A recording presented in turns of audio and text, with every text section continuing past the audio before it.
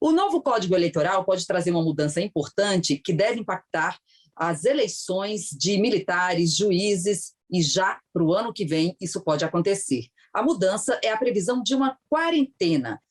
Juízes, policiais, por exemplo, devem ficar até 5 anos afastados do cargo antes de concorrer a qualquer cargo eleitoral. A gente vai conversar com o deputado subtenente Gonzaga para falar um pouquinho sobre essa possível mudança no Código Eleitoral. Deputado, seja bem-vindo ao Palavra Aberta. Eu que agradeço, Jaciana. É um prazer retornar aqui para ter a oportunidade de expor nossas opiniões. Deputado, o senhor já se manifestou contra essa mudança, essa inclusão dessa regra nessa proposta do Código Eleitoral. A gente está falando desse novo Código Eleitoral, que é um projeto de lei complementar 112 de 2021. Por que o senhor é contra essa quarentena para juízes e militares? O primeiro aspecto é da constitucionalidade.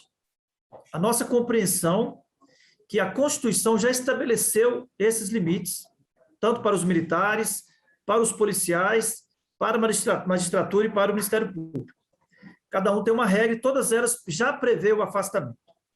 No caso dos militares, a Constituição já estabeleceu que é elegível o militar se ele tiver mais de 10 anos de serviço. Se ele tiver menos de 10 anos, inclusive já pacificado nos tribunais superiores, ele tem que ser excluído da Polícia Militar ou das Forças Armadas. Então, isso já está na Constituição. Se ele tiver mais de 10 anos, como é vedada a filiação partidária, lá no artigo 142, ao militar é proibida a filiação partidária, mas não é proibido o direito político, não é cassado o direito político. Então, ele pode se eleger. O que a Constituição já estabeleceu? Isso já está regulamentado também no Código Eleitoral atual. No momento da convenção, em que o partido faz a escolha pelo seu nome, autoriza que ele seja candidato, ele automaticamente se filia e a instituição, Polícia Militar, o Corpo de Bombeiros, Forças Armadas, vai fazer um procedimento de agregação, ou seja, vai tirá-lo de toda a responsabilidade da sua função policial e militar e ele vai estar agregado para concorrer. Então, ele concorre no momento que ele tem uma filiação, mas que ele não tem obrigações e nem direitos, eu diria, em relação à instituição Polícia Militar e Bombeiro Militar. Deputado, e você acredita, então, que a Constituição, essas regras previstas na Constituição já são suficientes para manter uma equidade aí na disputa eleitoral? Exatamente. No caso militar, se findo a eleição, automaticamente ele retorna ao serviço ativo, perde a filiação partidária. E se for eleito, diz que ele vai para a reserva. Então, em relação aos militares, eu acho que os limites colocados pela Constituição, que nós consideramos agressivos, já são suficientes. No caso dos policiais civis, também o artigo 38 da Constituição já regulamentou. Então, a Constituição já garante que ele pode concorrer, inclusive, na função, garante que ele pode ter um mandato de vereador concorrente com a sua atividade policial, garante que, se ele for prefeito, ele faz uma escolha por qual salário e continua na ativa. Inclusive, a Constituição prevê que o tempo é contado. Então, nós entendemos, no primeiro momento, que a Constituição não permite restrições além dessas. Esse é um aspecto de fundamento de legalidade e constitucionalidade. Vamos para o aspecto prático. O que se quer combater? O que os defensores dessa causa querem combater? Ele quer combater a atitude como foi do Sérgio Moro, que se utilizou da sua competência, da estrutura de Estado, para se projetar numa causa que tinha, independentemente da avaliação que se faça das suas ações, que tinha um cunho político, de uma operação policial comandada por algum delegado ou por algum membro do Ministério Público, que, apesar de ser uma atividade de Estado, também gera uma adesão, vamos dizer assim, àquela pessoa. Os que hoje se utilizam das redes sociais para filmar suas operações e, com isso tudo, vão se cacifando politicamente. Então, quem defende essa tese, quer combater isso. Agora, na prática, o que se está fazendo com esse texto, com essa proposta, é caçar o direito político. Acho que a Constituição não dá espaço para que se casse direitos políticos de nenhum servidor, de nenhuma categoria, e muito menos daqueles que são considerados, né, de carreira típica de Estado. Qual que é a argumentação que eu estou ouvindo muito no plenário? Não, Gonzaga, você tem que admitir que vocês, como carreira típica de Estado, têm o poder da força e que, portanto, essa força não pode estar a serviço da política. Olha, tudo bem, mas se é isso, quantas outras atividades profissionais, tanto no Estado ou não, que também gera essa mesma visibilidade?